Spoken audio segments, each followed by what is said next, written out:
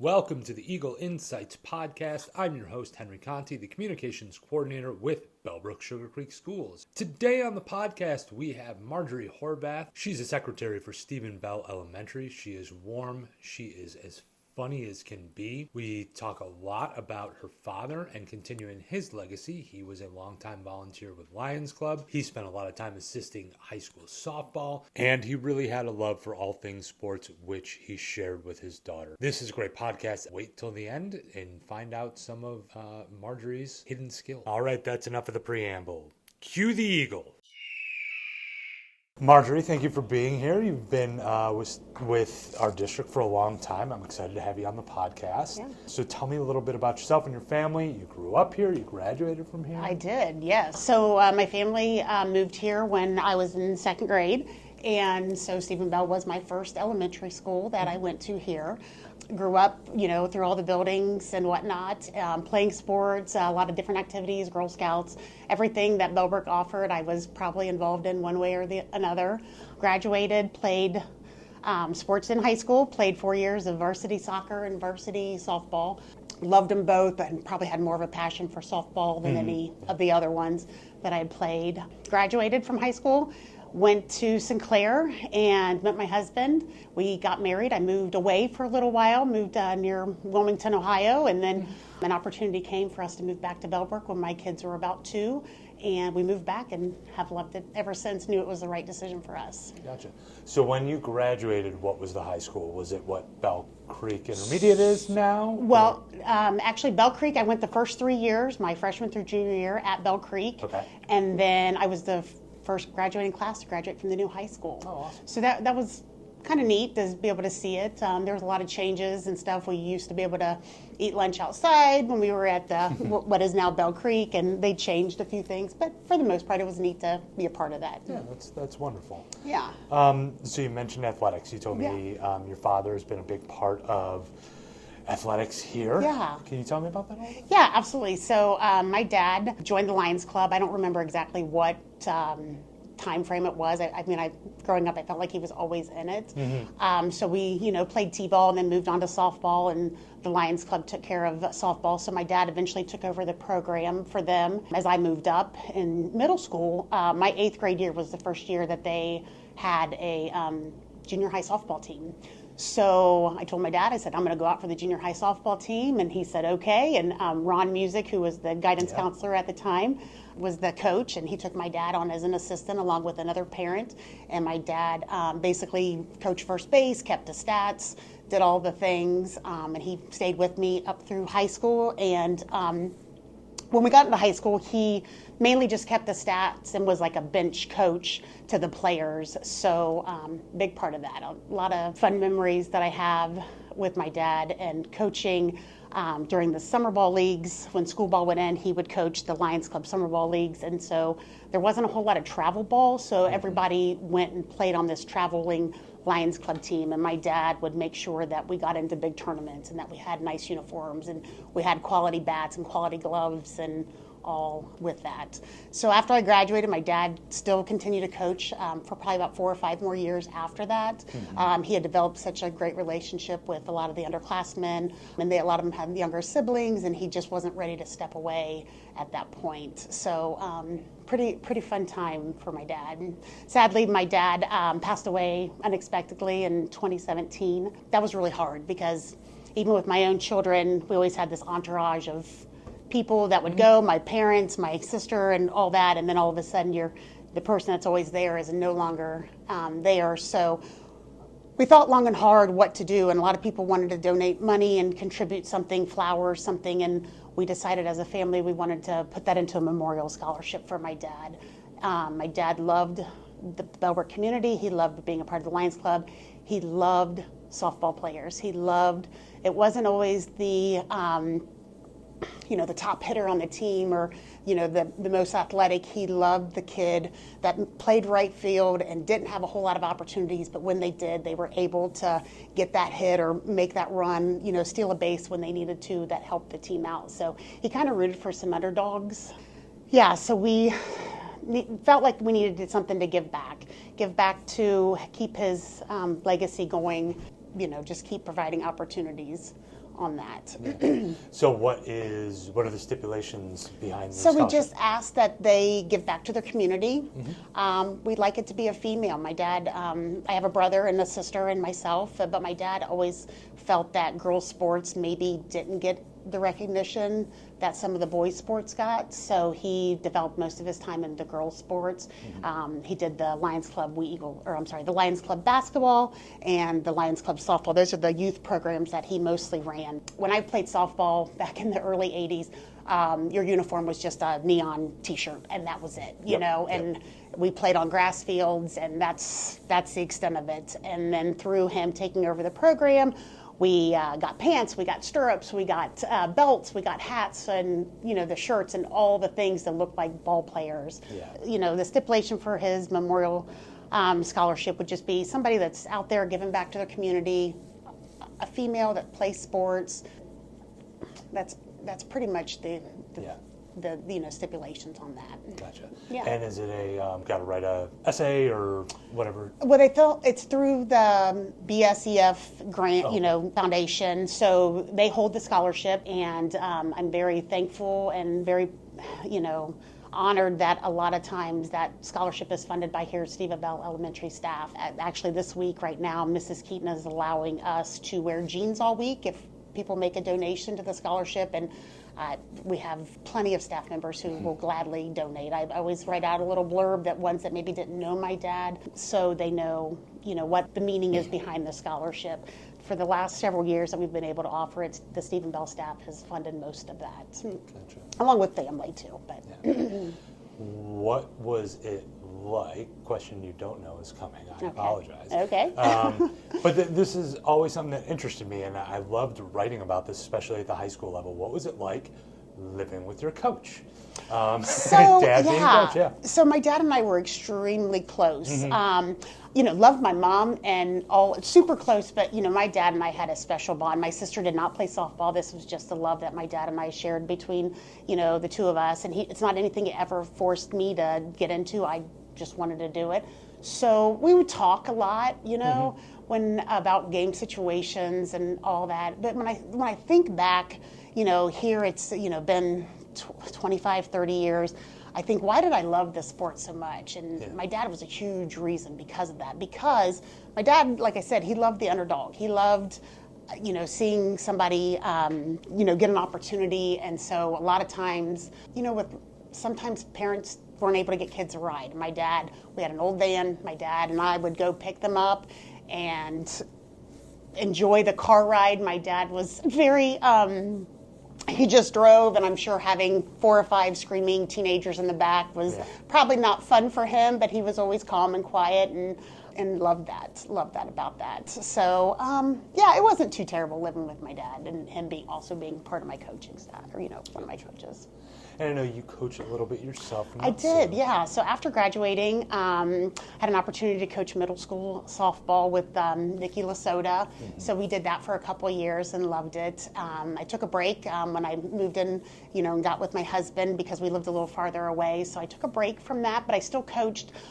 Since my dad ran the Lions Club program, I coached a lot of the 13, 14-year-old leagues at that time. And then in 2005, I took on back coaching at the middle school as a head coach, but that happened to be the same year I found out I was pregnant with my daughter Mallory, so I gave up coaching shortly after that because my time just had to shift. But I loved my time coaching. I still am friends with a lot of the kids that I coached on Facebook, and I just enjoy seeing their growth and all above and beyond the softball days here at Bellbrook. And for a lot of years I still currently run our Bellbrook Alumni Softball Facebook page. So I try to post if I hear of any good things happening to softball players, and sometimes it's unfortunate things that have happened. We've had a couple of times a player pass away.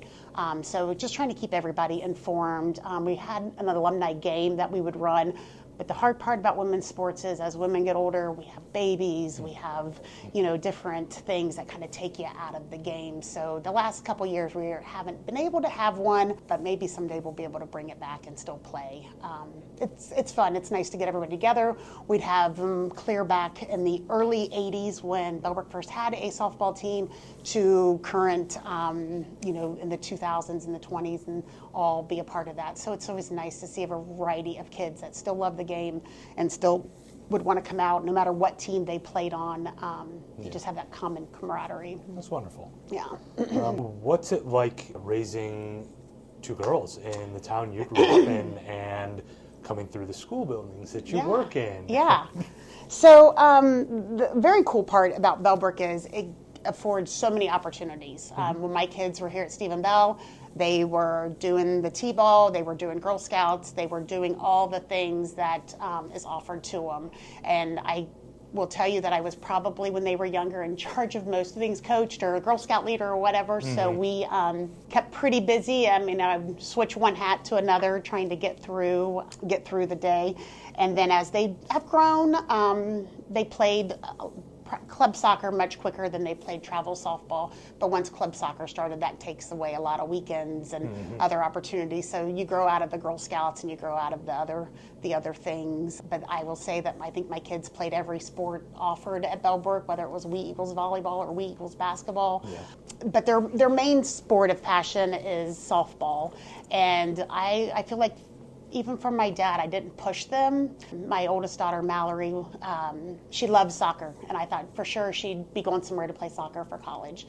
And over time, her love changed, and I kept telling her, I said, your love will change when you learn the mental side of softball and the mental game. And she slowly has learned that, and she's phenomenal. Her passion is softball, so she is actually, after she graduates, she is going on to play college softball, which I couldn't be more prouder of her for that. My other daughter, Sonia, loves softball, but she just decided she wants to serve her country, so she has enlisted in the Navy, so she will be leaving early June, which will be very difficult on our family to have one of them going one way and one of them going another, but we're very proud of her in the same aspect. Yeah, that's awesome. Yeah. One of the things you mentioned in your hometown harvest, we're going to get to two things you mentioned. One of the things you mentioned was seeing the kids come through and the families. Is that kind of an instant recognition? Does it take a minute sometimes? I'm guessing it takes a minute sometimes, right? Sometimes. I feel like I'm pretty good. I was, when I took over being a secretary here in the district, I was stepping into roles that people had had for 20, 30 years. So I feel like I got the chance to learn from some of the best. Miriam Brescia was my former partner, and she really taught me a lot about making connections, making that, family connection is huge, that people want to know that you know who their child is. So I feel like I do a really good job of recognizing people, probably almost too good. Whenever we are out, my husband and my family, I get recognized, and people say hi, which is great. You're the mayor. Yes, so that is a little hard, when you're just trying to quickly run in and get something from the store and get out, that the likelihood is I'm going to recognize somebody, and I'm just I just have the type of personality where I'm going to say hi or hello, and go from there. I feel like it makes my job easier if I do pay attention and I do recognize people. We ran into a situation several years ago where there actually was a little child that happened to wander off from their parents, and the Sugarcreek and Bellbrook police brought the child to Stephen Bell, and they asked us to come out. The child had a little bit of a speech, they were having a hard time understanding her, and so we went out there, and I'm looking at this child, and we're kind of scratching our head, and I just said, I'm pretty sure I know exactly who this child is. And so ended up they had a older sibling that was in kindergarten. So we went in there, I asked the sister, I said, do you have a younger sister? And she said yes, and I said, come with me. Sure enough, we made that connection. So the mom, at the end of the school day, had come up after they had sorted everything out, and she came into the office crying and thanked me, and I said, I'm very thankful you had children that look very similar. It made my job much easier. So it's funny because that child has now surpassed Bell Creek, and she's moved on and she's just a little spitfire herself. So I'm not surprised she went on her own little, journey around the neighborhood. Yeah, recognizing people, I feel like that's something I pay attention to, and there's a reason that I was given a small gift for that. So. Do you know the second thing I'm going to ask you about? I don't know. I don't know. You mentioned you were the class clown. I was. Yeah, I definitely enjoy some good jokes. I enjoy being funny. I enjoy, rallying people to do things. I very much enjoy being a class clown. I probably, if I wasn't a school secretary, I probably would go into being a stand-up comic, because I just enjoy it that much. Well, you've got a willing crowd that first day when teachers and staff come back. Yes. Maybe that might be something I'll think about. I'm pretty good with the ones here. The whole district, I have to practice my routine a little bit on that one. But I wouldn't say no, but I wouldn't say yes. All right, so we are going to get into the flyby. What is your favorite food? Like meal or? Can be brownies if you want it to be. I'm an ice cream. I like ice cream. I will probably never turn down an ice cream of some sort. So I will say ice cream is probably my go-to. If I had my choice between dinner or ice cream, I'd go for ice cream. Yeah, I was kind of raised that way. Yeah. So favorite drink? Favorite drink? I drink just water mainly. But I have a crazy obsession with grape flavoring Kool-Aid, so I drink a lot of grape Kool-Aid, and I drink a lot of just coffee with protein caramel flavoring, and those are my two go-tos. Those are probably the only ones I like to drink. Do you have a favorite movie or TV show, or what are you watching now? Or? Yeah, so listen, I'm a huge baseball movie person, so it would either be A League of Their Own, Major League, or The Sandlot. I mean, I couldn't pick between the three of those. Those are all good. If they're on, I'm sitting down, I'm watching them 100%. I was just texting Mr. Odell the other day because I had looked up when Major League came out. It was 1989. Okay. Which means my father took me to see Major League in the theater when I was 10 years old. Yeah. That is apex 80s parenting right there. Yes. Then I will say my parents also exposed my two daughters to that movie at probably too young of an age, but it's well worth it. It's a classic. If you're a fan, it's a classic. I can still quote every line. What's the go-to emoji? Probably thumbs up all day long. My phone is pinging and dinging of just information from whatever 65, 75 staff we have. They're telling me something that I need to have on my radar. So thumbs up is probably my go-to. And do you have a go-to quote, something that you use a lot or say to your daughters? Yeah. Well, being baseball, there's no crying in baseball. That has come up a time or two. Maybe, yeah.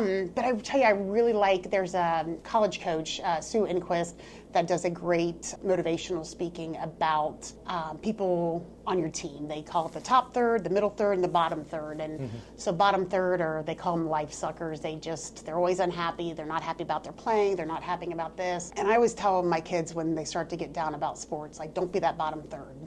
Don't be the bottom third. You got to rise above it, be better. Playing on a lot of travel sports and playing, all the things. It's real easy to get when your team's losing, you're not doing that great. So don't be that bottom third. And I apply it here at school. There's lots of times where, maybe a staff member isn't happy about something, and I just think, okay, that's bottom third. I need to rise above that. So I always say to myself, don't be a bottom third. If you could go back to the start of your career here in the district, okay, what would you tell yourself? And would you listen? Yeah, I would probably listen for sure. I would just say to myself, you're going to be fine. Everything's going to be good. Just continue to work hard. There's easier ways to do things. We're going to figure it out. When I first took over kindergarten registration, it was all pencil to paper, writing all the stuff down, and having two girls and all that, and writer's cramp. Just the evolution of now everything is so nice. It's done online. It used to be just me doing processing all of the incoming kindergartners and having it done online, having the technology that the district has, gone after. It's made it so much more nicer and smoother for that. So that is one thing that I, very much appreciate that. Like I said, when I stepped in, it was definitely a lot of things that were done maybe a longer way that maybe weren't most effective. So Mrs. Keaton and I always talk about work smarter, not harder, and so that's what we try to do, is just come up with better ways to keep doing good things. Isn't Marjorie wonderful? I really loved that conversation. I learned so much about her. All right, into our calendar of events. This is going to be a short one. On March 20th, we have the Athletic Boosters meeting. We also have the National Honor Society induction ceremony at the high school. The HOSA medical banquet is the 21st, and the command performance for the Winter Guard is on the 22nd, which kicks off spring break. That's right, an entire week of nothing. When we get back, though, we jump right into it. Monday, April 1st is the Music Boosters meeting, and we are off and running until the end of the school year from there. Thanks for joining us. Have a good day. If it can't be a good one, make it a great one.